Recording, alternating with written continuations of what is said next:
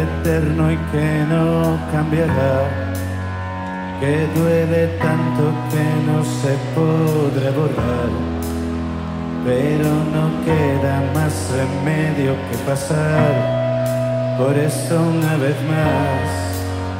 No lo recuerdan ni los viejos del lugar, nuestros gobiernos no aciertan a concretar si hubo algún indicio, alguna señal que lo hiciera sospechar.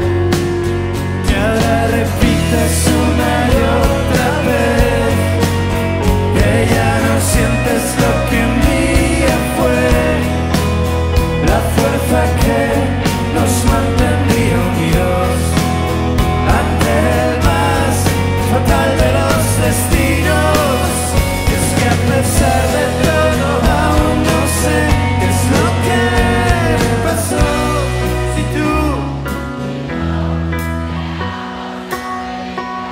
Si tú y yo éramos tan felices, si tú y yo éramos indestructibles, éramos indestructibles, éramos indestructibles.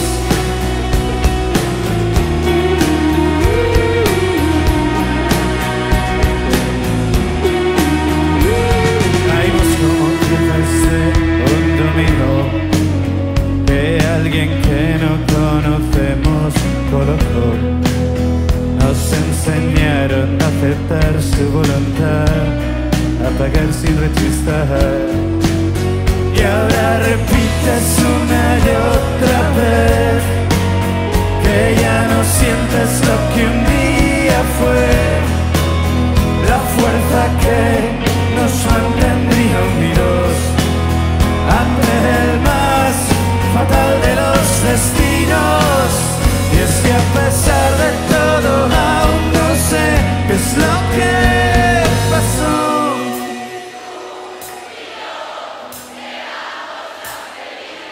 Si tú y yo éramos tan felices, si tú y yo éramos indestructibles, éramos indestructibles.